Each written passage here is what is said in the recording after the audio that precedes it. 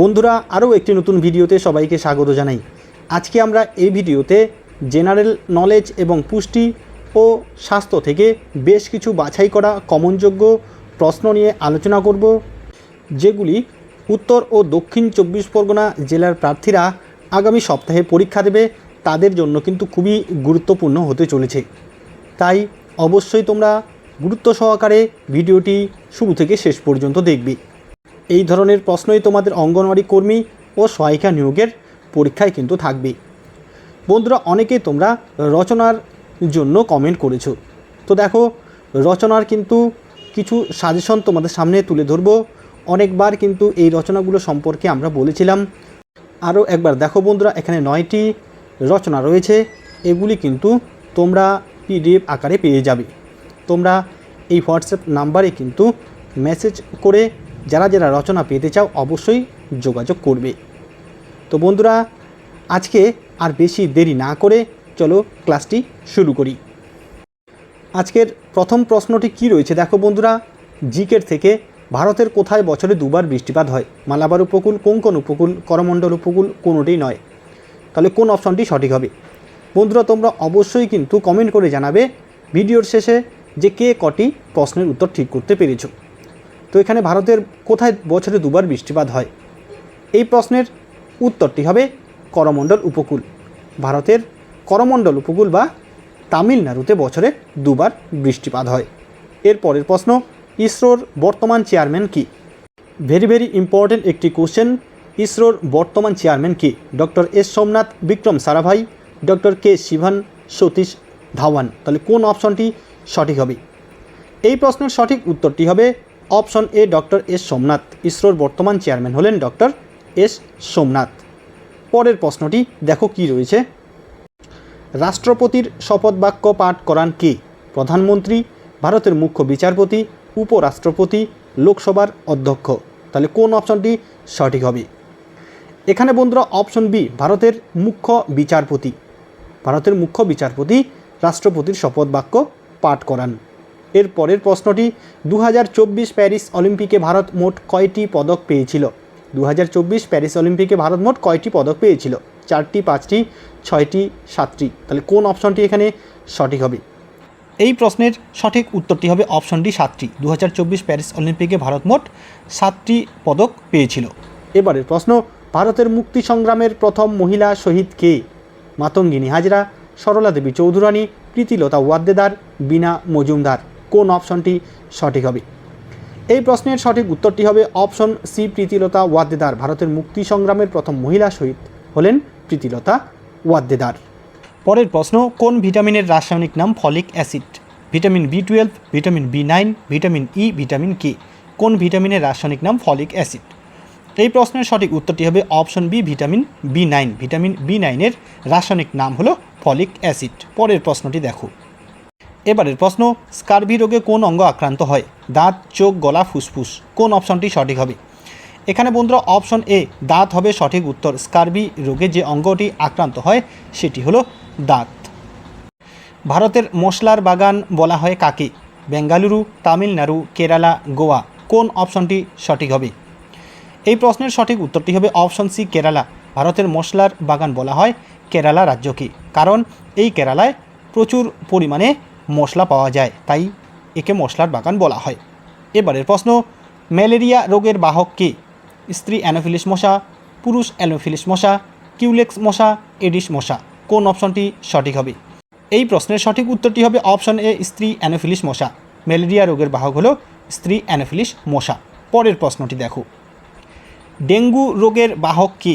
স্ত্রী অ্যানোফিলিস, পুরুষ Anopheles, Culex, Aedes মশা। কোন অপশনটি সঠিক হবে? এখানে অপশন ডি, এডিস মশা হবে সঠিক উত্তর। ডেঙ্গু রোগের বাহক হলো এডিস মশা। পরের প্রশ্নটি কি রয়েছে দেখো, ভারতের রুর বলা হয় কাকে? দুর্গাপুর, আসানসোল, রানীগঞ্জ, আমেদাবাদ। কোন অপশনটি সঠিক হবে? এই প্রশ্নের সঠিক উত্তরটি হবে অপশন এ, দুর্গাপুর। দুর্গাপুরকে ভারতের রুর বলা হয়। অবশ্যই মনে রাখবে, খুবই গুরুত্বপূর্ণ প্রশ্ন এটি। নিম্নলিখিত কোন নদী পশ্চিম বাহিনী? নর্মদা, কাবেরী, কৃষ্ণা, মহানদী। কোন অপশনটি সঠিক হবে? নিম্নলিখিত কোনটি পশ্চিম বাহিনী নদী? এই প্রশ্নের সঠিক উত্তরটি হবে অপশনে নর্মদা। নর্মদা নদী হলো পশ্চিম বাহিনী নদী। এবারের প্রশ্ন, শব্দ যেতে পারে না নিচের কোন মাধ্যমে? হাইড্রোজেন গ্যাসে, জলে, ইস্পাতে, শূন্য মাধ্যমে। কোন অপশনটি সঠিক হবে? এখানে অপশন ডি শূন্য মাধ্যমে হবে সঠিক উত্তর। শব্দ যেতে পারে না শূন্য মাধ্যমে। পরের প্রশ্ন, রাজ্যসভার সভাপতি হলেন প্রধানমন্ত্রী, রাষ্ট্রপতি, উপরাষ্ট্রপতি, স্বরাষ্ট্রমন্ত্রী। তাহলে কোন অপশনটি সঠিক হবে? এখানে অপশন সি উপরাষ্ট্রপতি হবে সঠিক উত্তর। রাজ্যসভার সভাপতি হলেন উপরাষ্ট্রপতি। অপশন সি হবে সঠিক উত্তর। পরের প্রশ্নটি কি রয়েছে দেখো বন্ধুরা, চীনা পর্যটক হিউয়েন সাং কোন বিশ্ববিদ্যালয়ে অধ্যয়ন করেছিলেন? তক্ষশিলা, বিক্রমশিলা, মগধ, নালন্দা। কোন অপশনটি সঠিক হবে? তোমরা নিজেরাই প্রথমে চেষ্টা করো। এই প্রশ্নের সঠিক উত্তরটি হবে অপশন ডি নালন্দা বিশ্ববিদ্যালয়। চীনা পর্যটক হিউয়েন সাং নালন্দা বিশ্ববিদ্যালয়ে অধ্যয়ন করেছিলেন। এবারের প্রশ্ন, দেশবন্ধু হিসেবে পরিচিত ছিলেন মতিলাল নেহেরু, চিত্তরঞ্জন দাস, বাল গঙ্গাধর তিলক, সুরেন্দ্রনাথ ব্যানার্জি। কোন অপশনটি সঠিক হবে? এখানে অপশন বি চিত্তরঞ্জন দাস হবে সঠিক উত্তর। দেশবন্ধু হিসেবে পরিচিত ছিলেন চিত্তরঞ্জন দাস। পরের প্রশ্ন, এবারের প্রশ্ন, রামকৃষ্ণ মিশন কে প্রতিষ্ঠা করেন? এখানে দেখো চারটে অপশন রয়েছে, কোন অপশনটি সঠিক হবে? এখানে বন্ধুরা অপশন বি স্বামী বিবেকানন্দ হবে সঠিক উত্তর। রামকৃষ্ণ মিশন প্রতিষ্ঠা করেছিলেন স্বামী বিবেকানন্দ। পরের প্রশ্নটি দেখো কি রয়েছে, কোন ভিটামিন তাপে নষ্ট হয়? Vitamin A, vitamin D, vitamin C, vitamin K. কোন অপশনটি সঠিক হবে? কোন ভিটামিন তাপে নষ্ট হয়? এখানে বন্ধুরা অপশন সি ভিটামিন সি হবে সঠিক উত্তর। ভিটামিন সি তাপে নষ্ট হয়। মানবদেহে রক্ত সঞ্চালন পদ্ধতির আবিষ্কারক হলেন Alexander Fleming, Carolus Linnaeus, Leeuwenhoek, William Harvey. কোন অপশনটি সঠিক হবে? মানবদেহে রক্ত সঞ্চালন পদ্ধতির আবিষ্কারক কে? এখানে বন্ধুরা অপশন ডি উইলিয়াম হার্ভে হবে সঠিক উত্তর। মানবদেহে রক্ত সঞ্চালন পদ্ধতির আবিষ্কারক ছিলেন বিজ্ঞানী উইলিয়াম হার্ভে। এবারের প্রশ্ন, ভারতীয় রিজার্ভ ব্যাংকের সদর দপ্তর কোথায় অবস্থিত? ব্যাঙ্গালোর, কলকাতা, চেন্নাই, মুম্বাই। কোন শহরে ভারতের রিজার্ভ ব্যাংকের সদর দপ্তর অবস্থিত? এই প্রশ্নের সঠিক উত্তরটি হবে অপশন ডি মুম্বাই। মুম্বাইয়ে ভারতের রিজার্ভ ব্যাংকের সদর দপ্তর অবস্থিত। এবারের প্রশ্ন, বিজয় হাজারে ট্রফি কোন খেলার সাথে যুক্ত? Cricket, hockey, football, table tennis. কোন অপশনটি এখানে সঠিক হবে? এই প্রশ্নের সঠিক উত্তরটি হবে option A cricket. Vijay Hazare trophy cricket খেলার সাথে যুক্ত। পরের প্রশ্নটি দেখো কি রয়েছে, জয়ন্তিয়া পাহাড় কোথায় অবস্থিত? আসাম, মেঘালয়, সিকিম, নাগাল্যান্ড। কোন অপশনটি সঠিক হবে? এই প্রশ্নের সঠিক উত্তরটি হবে অপশন বি মেঘালয়। মেঘালয়ে জয়ন্তিয়া পাহাড় অবস্থিত এবং এর পাশাপাশি বন্ধুরা খাসি পাহাড়টিও কিন্তু মেঘালয়ে অবস্থিত। এবারের প্রশ্ন, ভারতের মিসাইল ম্যান কাকে বলা হয়? জওহরলাল নেহেরু, নেতাজি সুভাষচন্দ্র বসু, এপিজে আব্দুল কালাম, অটল বিহারী বাজপেয়ী। কোন অপশনটি সঠিক হবে? এই প্রশ্নের সঠিক উত্তরটি হবে option C APJ Abdul Kalam. APJ Abdul কালামকে ভারতের মিসাইল ম্যান বলা হয়। পরের প্রশ্নটি কি রয়েছে দেখো, ভিটামিন বি12-এ কোন ধাতু উপস্থিত থাকে? ম্যাগনেসিয়াম, কোবাল্ট, সোডিয়াম, পারদ। কোন অপশনটি সঠিক হবে? ভিটামিন বি12-এ কোন ধাতু উপস্থিত থাকে? এই প্রশ্নের সঠিক উত্তরটি হবে অপশন বি কোবাল্ট। ভিটামিন বি12-এ কোবাল্ট ধাতু উপস্থিত থাকে। এরপরের প্রশ্নটি দেখো, বায়ুমণ্ডলের কোন স্তরে ঝড়, বৃষ্টি ইত্যাদির মতো প্রাকৃতিক দুর্যোগগুলি ঘটে? Stratosphere, mesosphere, ionosphere, troposphere. কোন অপশনটি সঠিক হবে? এখানে অপশন ডি ট্রপোস্ফিয়ার হবে সঠিক উত্তর। বায়ুমণ্ডলের ট্রপোস্ফিয়ার স্তরে ঝড়, বৃষ্টি ইত্যাদির মতো প্রাকৃতিক দুর্যোগগুলি ঘটে। এবারের প্রশ্ন, কোন উদ্ভিদে শ্বাসমূল দেখা যায়?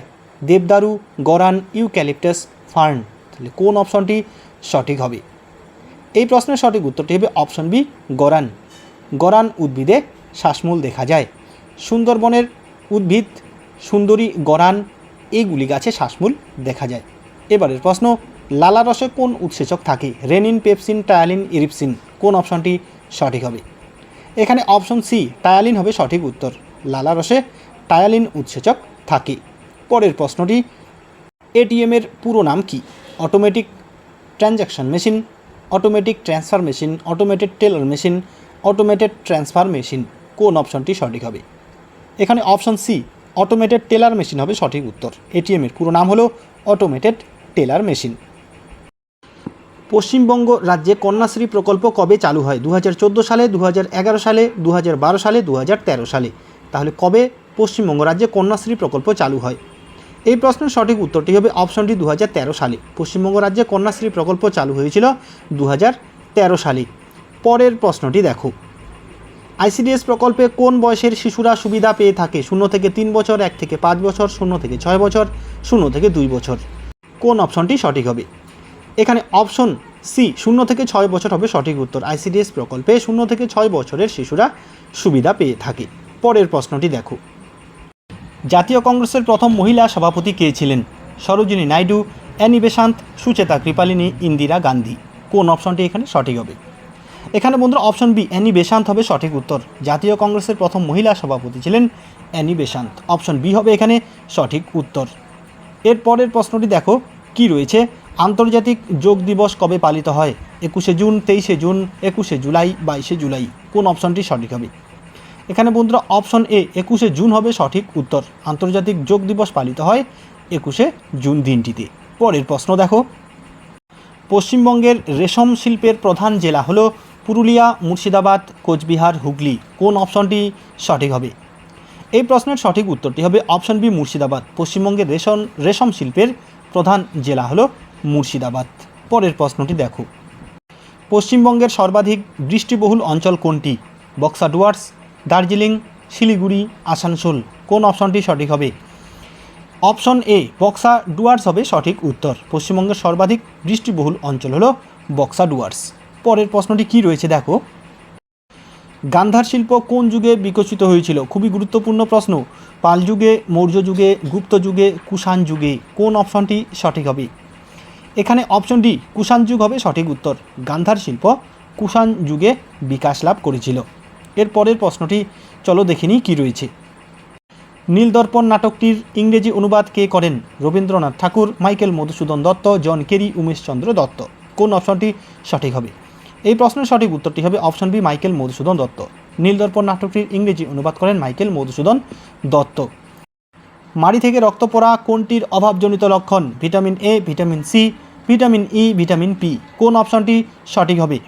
এই প্রশ্নের সঠিক উত্তরটি হবে option B vitamin C. Vitamin C এর অভাবে মাড়ি থেকে রক্ত পড়ে। পরের প্রশ্নটি দেখো, হুমায়ুন নামা গ্রন্থটি কে রচনা করেন? আবুল ফজল, বদায়ুনি, আকবর, গুলবদন বেগম। কোন অপশনটি সঠিক হবে? এখানে অপশন ডি গুলবদন বেগম হবে সঠিক উত্তর। হুমায়ুন নামা গ্রন্থটি রচনা করেছিলেন গুলবদন বেগম। পরের প্রশ্নটি দেখো, এবারের প্রশ্ন, বিধবা বিবাহ আইন কবে প্রবর্তিত হয়েছিল? 1854, 1856, 1852, 1858 খ্রিস্টাব্দ। তাহলে কোন অপশনটি সঠিক হবে? বিধবা বিবাহ আইন কবে প্রবর্তিত হয়েছিল? এই প্রশ্নের সঠিক উত্তরটি হবে অপশন বি 1856 খ্রিস্টাব্দ। বিধবা বিবাহ আইন প্রবর্তিত হয়েছিল 1856 খ্রিস্টাব্দে। তাহলে বন্ধুরা আজকে আমরা বেশ কিছু গুরুত্বপূর্ণ জিকে এবং পুষ্টি ও স্বাস্থ্য থেকে বাছাই করা প্রশ্ন নিয়ে আলোচনা করলাম। আশা করি ভিডিওটি তোমাদের উপকারে আসবে। ভিডিওটি ভালো লাগলে অবশ্যই লাইক, কমেন্ট ও শেয়ার করবে। আর যারা আমাদের চ্যানেলে নতুন এসেছো অবশ্যই কিন্তু চ্যানেলটিকে সাবস্ক্রাইব করবে। আর কে কটি প্রশ্নের উত্তর ঠিক করতে পেরেছো অবশ্যই কিন্তু কমেন্ট করে জানাতে ভুলবে না। তাহলে বন্ধুরা আজকে এ পর্যন্তই, ধন্যবাদ।